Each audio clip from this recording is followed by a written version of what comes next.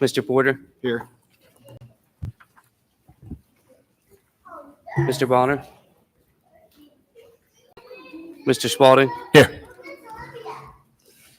Mr. Wade. Here. This meeting is being streamed live and digitally recorded. Pledge of Allegiance. Okay, preschool.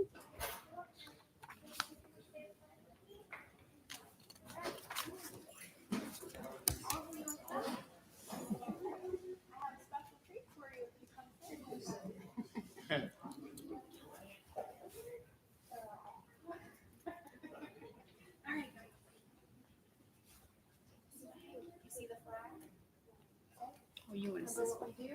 Put our right hand on our heart. And you repeat after me. Here we go. I pledge allegiance to the flag of the United States of America and to the republic for which it stands, one nation, Under God, indivisible, with liberty and justice for all. Good job, guys.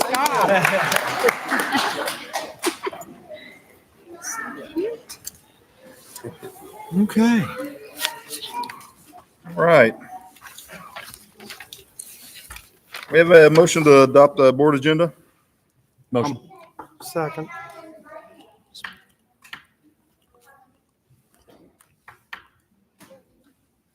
Discussion?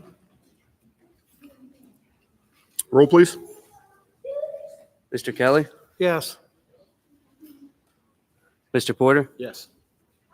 Mr. Spalding, Yes. Mr. Wade. Yes. Now we're to presentations and recognitions. Okay, so we have David Tiggett here with KeyBank, and he's going to provide you with some information on the bond refinancing that we did in August. So David, you have to talk kind of like loud. I'm David Tiggett. I'm with KeyBank Capital Markets. We served as the underwriter, basically the purchaser of the district's bonds for the refinance, which we ultimately sold out to investors. So I'm here today to update you on how the refinancing went and answer any questions you might have as it relates to that transaction. So you might have in front of you copies of just a very brief presentation or slides that we want to put together that highlights what was going on in the marketplace at the time and so forth. You might recall, taking a couple steps back, that earlier in the year, you guys authorized the district to move forward with a refinancing of their bonds that were from 2016. But we couldn't do that or initiate that transaction until September of this year, because you have to be within the prepayment dates of those bonds. So what we provided for you on the second slide is just an overview of where the interest rates were and so forth. I don't want to, bore you with all the details, but in essence, interest rates were going down. The federal government's talking about lowering interest rates and so forth. And so what we were trying to do is get your financing into the marketplace before that, because we really didn't understand how the market was going to react. Even though the feds are lowering rates, interest rates could go up. So what you have here on this slide, it just shows you the band dating back this time last year where the interest rates were. So if you look at the dotted blue line on this chart, that's where the interest rates were. That's what we refer to as a yield curve. Where we priced the school district's refinancing bonds are the red line. So you can see where interest rates had came down from last year at this time, which created savings. Okay. Now we'll talk about the savings and so forth, but there was a lot of noise going on and a lot of news in the marketplace about what interest rates were, what the jobs, unemployment rates were, what was taking place at the time. So, we basically wanted to accelerate the transaction and get in before any noise, because we knew interest rates were lower than where they were historically. So you go on the second page. This is just a 30,000 foot view. There was a lot involved in the transaction. You authorized the issuance of those bonds on June 24th of this year. In August of this year, we went and had the bonds rated. So if you're familiar with a rating, it's like a credit score. So when you go to the bank and you're taking out a mortgage, they pull your credit score. Well, we have to do a very similar thing for the district. So when we go out and sell bonds, we get the bonds rated, so investors know what interest rates to buy the bonds at. So that process took place in August of 2000, or August 20th of this year. The next thing we did, once we had that rating, we were able to go out to the marketplace and sell the bonds to investors. That took place on September 5th. Then we closed the transaction on September 19th. So the next item I want to talk about is, you might say, well, which bonds did we refinance? There was a 2016 issuance of bonds that were originally issued in 2006. Those bonds were refinancing of bonds you issued in 2004. So there's folks like myself, when there's opportunities like this, we're going to provide information to you and say, hey, look, it might be a good opportunity to refinance these bonds, create savings for your constituents and taxpayers. And I'll answer questions about that, because the first thing that people say is, are those monies that we use for the operations? Those dollars are held separately. Those savings go directly to the taxpayers. Okay, it's not monies that will come to you or Nick to run the operations of the school district. County auditor collects money for bonds and they collect money for operations. Bond money is separate, so if they need less, they charge less. The second series of bonds were from 2016 as well. Those were new money that we refer to, so those were for new facilities in the district at that time. There was 3.3 million of bonds there, and another 6.4 million there. So the total amount that we refinanced was 25.6 million. The gross savings to the school district was 1.6 million. Okay. In our vernacular, we talk about, well, what's that 1.6 million worth today? Because that's going to be paid out over time. That was equivalent to 1.3 million, or 5.8% of the overall bonds that were refinanced. GFOA standards, which is Government Finance Officers Association, their standard is if you can achieve 3% net present value savings, then it's advisable to move forward. Well, the school district achieved 5%. And on average, what that means is about $70,000 in interest savings every year for the school district for the life of those bonds. So in general, this was a very good outcome for the school district, for the citizens of this community and the constituents of the school district. So I'm just here, to answer any questions you might have and update you on how the transaction went. I can tell you interest rates from that point have gone up, believe it or not. Even though the Feds did lower interest rates, we're selling bonds now that are at a higher interest rate than where we sold your bonds at. So I wish I had a crystal ball. I probably wouldn't be standing here right now, but you guys achieved a really great savings for the school district. So with that, I'll answer any questions. I don't know if maybe someone could answer, I don't know if it's you or you. What does this mean for the community in terms of when do they realize any kind of savings? What would that look like for them? Yeah, Dave, you. David? Yes, so what'll happen is, so Nick will work with the Budget Commission and they'll set the new millage rates for next year. So this savings will be in, it'll be in effect the next duplicate cycle. So, because what'll happen is they'll reach out and say, how many mills do we need for debt service going forward? Well, because we did this, you need less. So, the taxpayers. Now, you have to think about it, it's spread out. So $1.6 million is spread out over the life of those bonds, but on average, it's $70,000 that will come back to the taxpayers this year. Okay, very good. Thank you for your time. Thank you. Thank you. Thank you for your help. He really was wonderful helping us prep for that meeting, and making sure that we got the deal that we got. He was great. Thank you very much. Thank We you. appreciated Thank you. working with you and Thank you. Becky with Bricker and Eckler. So much. Thank you. Ms. Hawthorne, up next. I'll be here. Yeah, it's all that.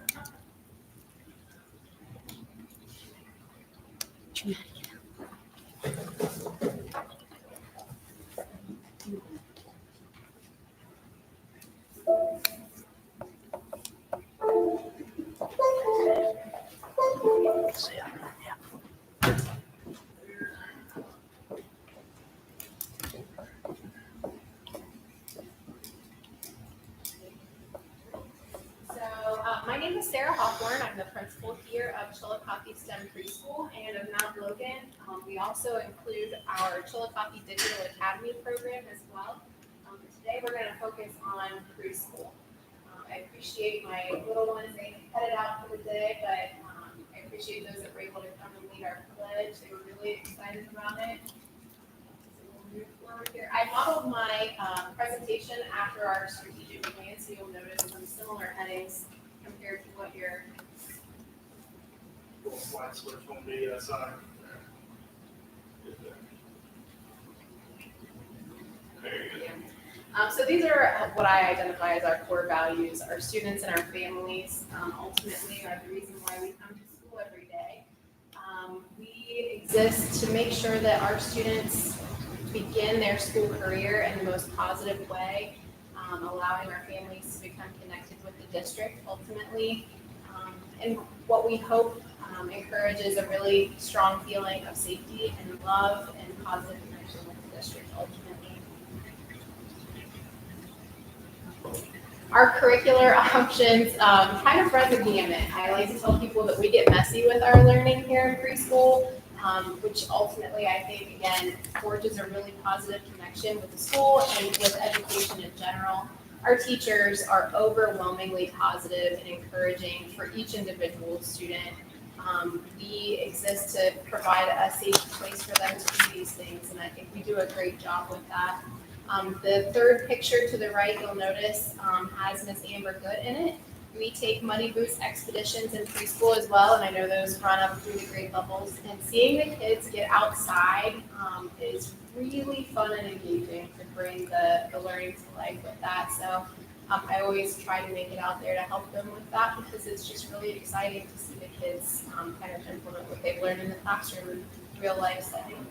In addition to these things, we also received a pretty sizable grant from the Ohio Children's Foundation that's providing an early literacy specialist for preschool. So we're really hoping to build the foundation of those early literacy skills with phonological processing, phonemic awareness, early handwriting skills.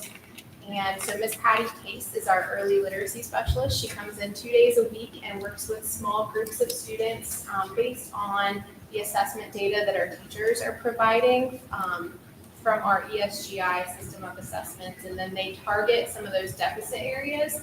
But in addition to that, they're already working with some students who have shown that they're proficient in those as well. So we want to grow all of the students, not necessarily only those who may struggle in certain areas. So those students that are excelling are also getting some individual attention as well. We also have a grant from the Ohio Arts Council that provides for Mary Jo Flam Miller. She's our artist in residence to come in. And she has some of the most creative moments with our kids.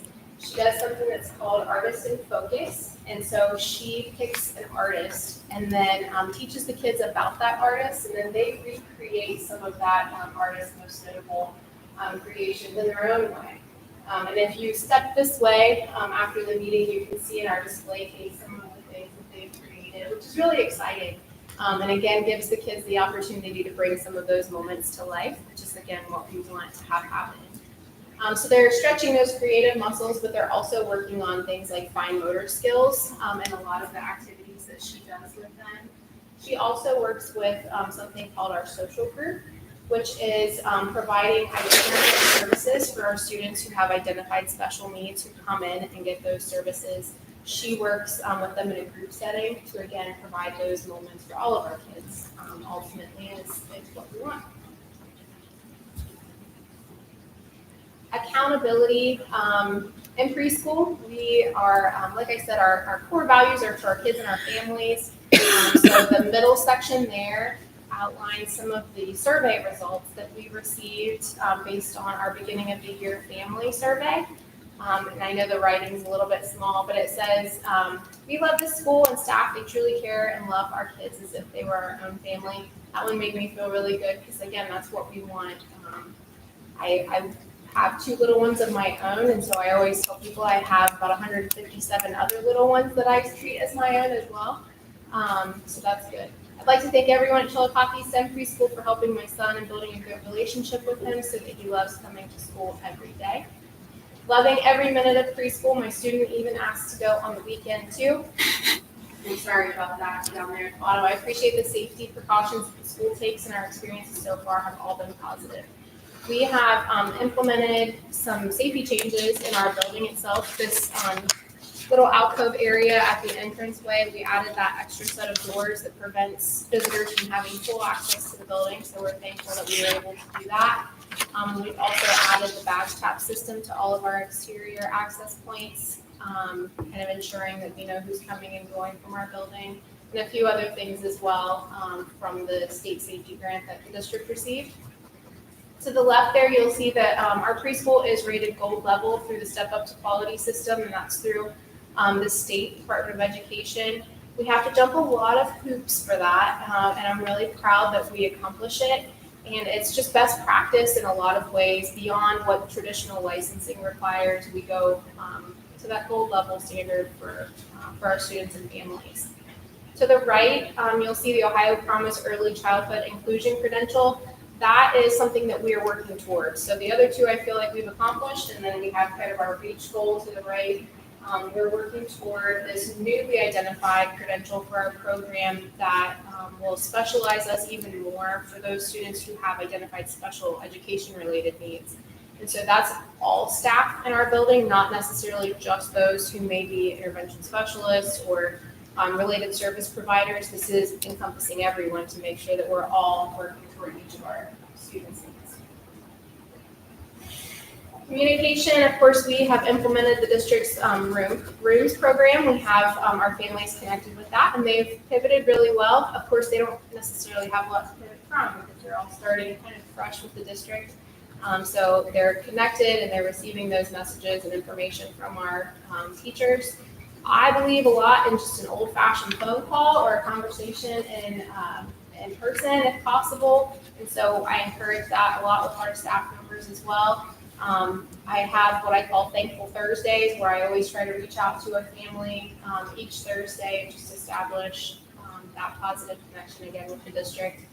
And then we have our parent-teacher conferences where we get to touch base with families. We had almost 100% participation at our first parent-teacher conference. I try to remind our staff that family engagement is never higher than at preschool. And so we really try to capitalize on that again and make that positive connection. And then each of our teachers also do a newsletter that focuses on the curriculum as well as any important events and reminders for their class. Engagement-wise, I didn't include this on there, but at our last professional development day, we actually did kind of like a COVID-style porch drop home visit. All of our students were visited by a staff member of the preschool, and they received a fall book that had pictures of our students. We made our own book, and then we gave them a pumpkin. So our staff members went all over the county that afternoon and delivered those to the kids, and it was really great. I think that that personal connection gets discounted a lot of times, but the feedback from our families, from our students, and from our staff was pretty astounding. So it was something that we will definitely be doing again. We are having our preschool literacy night in February. If you're free, I think it's February 6th, from 5 to 7, we will be having Eric Carl Literacy Night. So that's why the Very Hungry Caterpillar is up there. Someone, and they don't know this yet, but someone will be voluntold to dress up as the Very Hungry Caterpillar because they've already reserved the costume. So I just have to select which staff member will be doing that. This board member stuff only goes so far. I think you'd be perfect. So again, if you're free that evening, we have great turnout, great family connection. In the middle, the Purple Star is a designation from the state for recognizing and supporting military families and veterans. And that's something that the preschool is going after for the first time on Friday, actually. And so we'll receive, hopefully, we'll receive that designation for our school for just making sure that our veteran families and military connected families feel supported by us. And then we have our PBIS tab of the month as well that we're recognizing, and you can visit our little bulletin board over there. We, again, make sure that our students are recognized for those positive things and that their families are aware of it. Inclusion, PBIS is something that we continuously work toward and we're actively pursuing. We have a great partnership with Integrated Services. We actually house one of their social workers here in our preschool. Her name's Courtney Hawk, and I can't say enough good about her and the things that she does for our social emotional learning for students. She not only supports the students and families kind of individually, but she also provides professional development for our staff so that they can implement those things on a daily basis with our students and for our staff as well.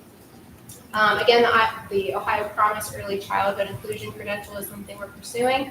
And then the sweet spot there, the second in the middle, is our playground. And that's my kind of pursuit over the last 3 years and moving forward. We want a new playground for preschool. We need a new playground that's inclusive, that provides an opportunity for all kids to play together.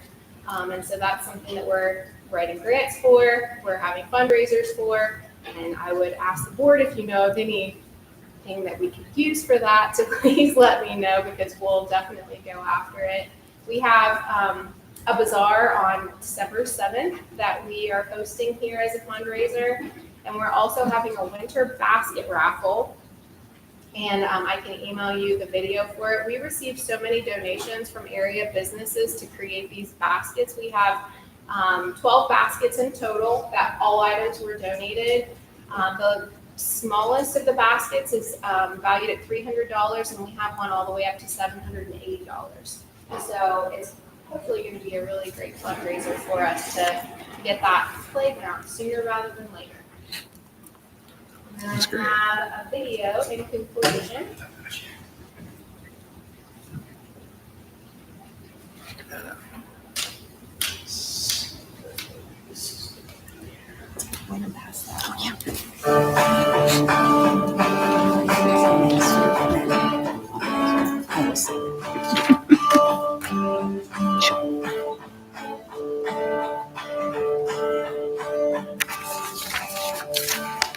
Why do you love preschool?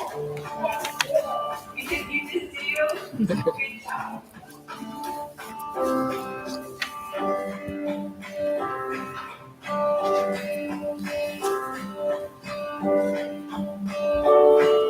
Why do you love preschool?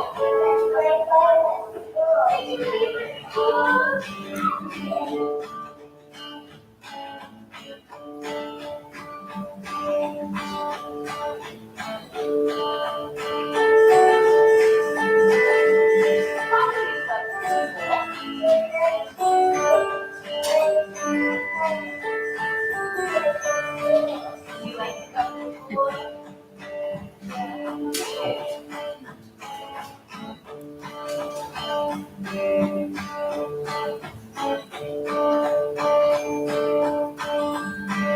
Why do you love preschool? You love preschool? Yeah. Is it fun? Yeah. You have a lot of friends here? Yeah. All right, good job.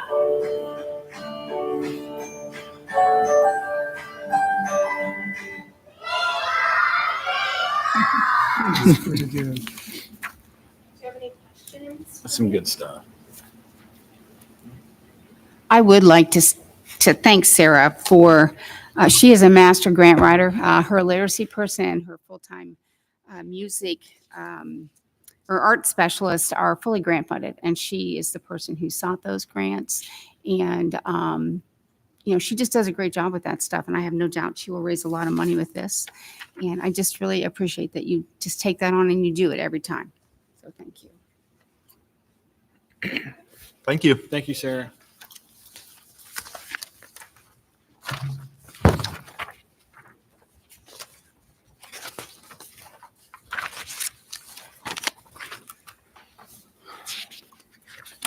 Welcome to visitors to this and all board meetings. The board desires citizens of the district to attend its meetings so that they become better acquainted with the operations and programs of the schools, and so that the board may have an opportunity to hear the wishes and ideas of the public. All meetings of the board are open to the public and the media. Do you have anybody requesting to speak? Nope. Student liaison report, Mr. Mason Brown.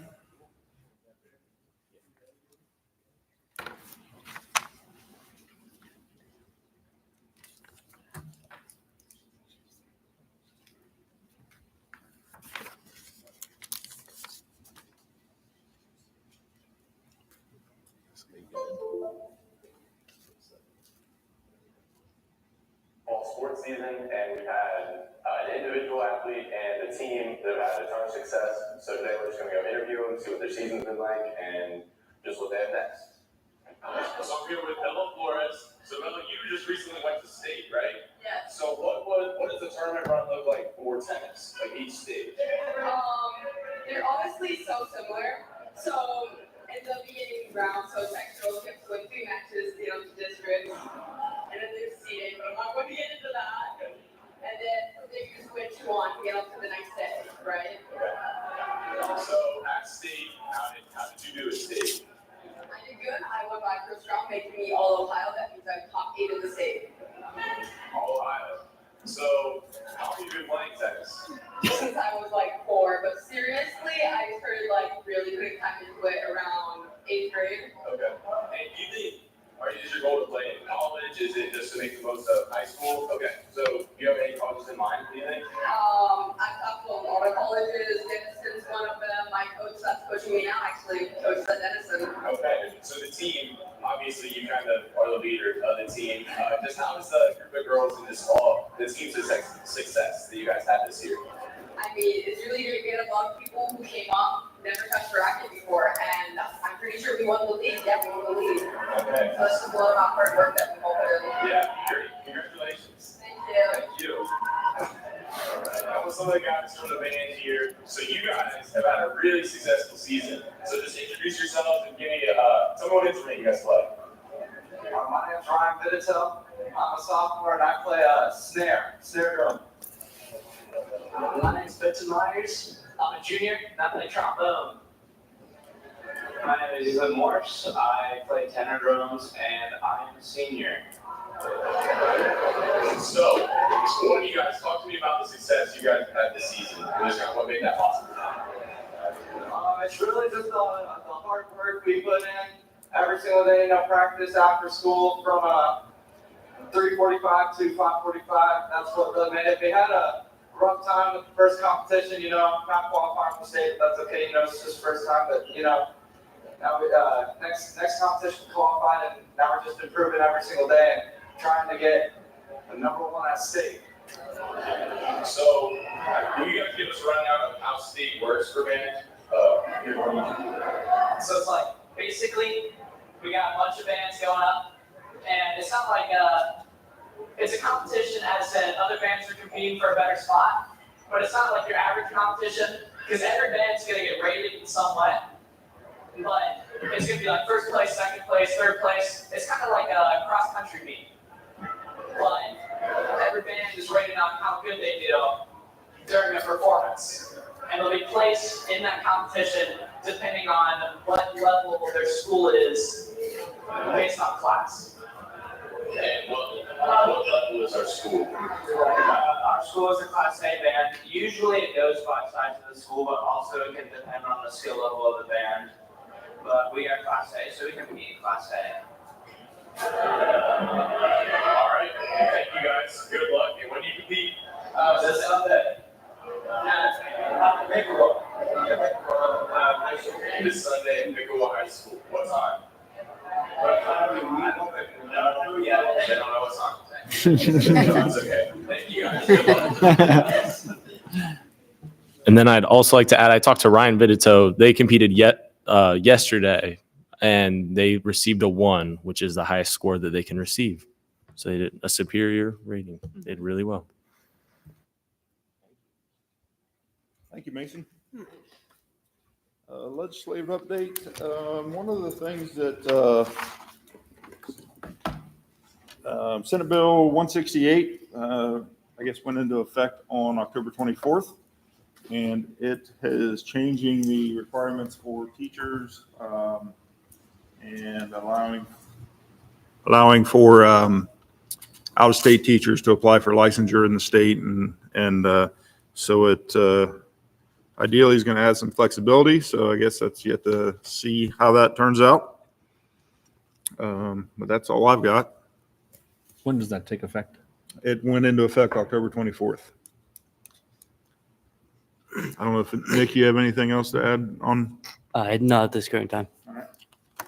Pickaway Ross update? It just kind of goes along with the band.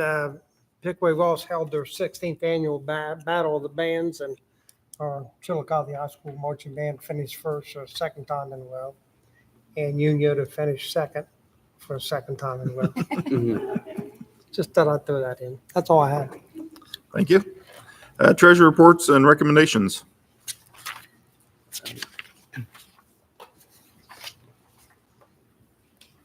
I'd like to recommend numbers A through D or E.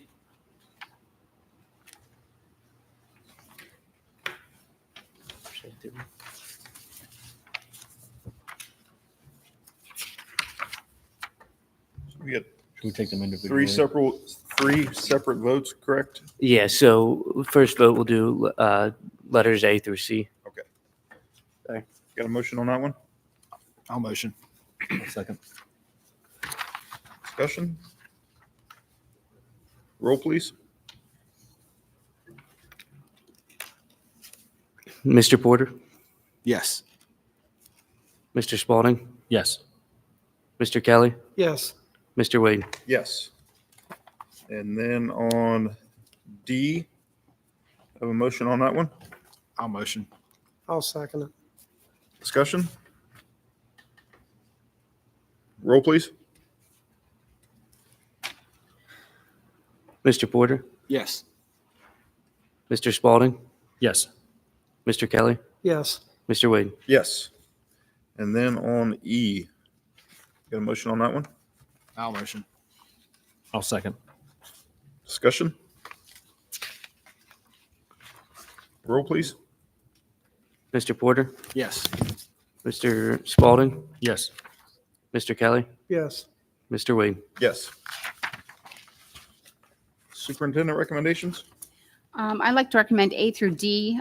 We did add on the MOU late today with the CEA, and that's just to make sure that the contract that you all approved, I think back in, I don't even know when it was, lines up with the sick leave. There was some language in there that did not add up. So now that all adds up in terms of what they can accrue and what they can cash out at. So now we're lined up. A motion on that? I'll make a motion. I'll second. Discussion? Roll, please. Mr. Spalding, Yes. Mr. Kelly, Yes. Mr. Porter, Yes. Mr. Wade. Yes. Discussion and informational items? Anyone? Just a couple things. Congratulations, boys soccer team. Advanced to the regional semifinals and Wednesday night at Athens High School at 6:00. Good luck. Thank you. And congratulations to freshman Gabby Marizana. She advances to the cross-country state finals on Saturday. And the band for receiving their superior rating at the state finals this past Saturday. And with that, I have a motion to go into executive session. Motion. Second. All right. There'll be no further board action after. Can I get a roll, please?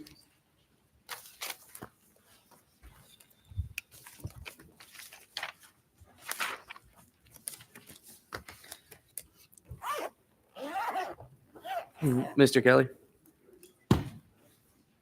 Oh. Yes. Sorry, I jumped the gun a little bit on you. Mr. Porter, Yes. Mr. Spalding, Yes. Mr. Wade. Yes. All right. So So where are we going? And just make sure when you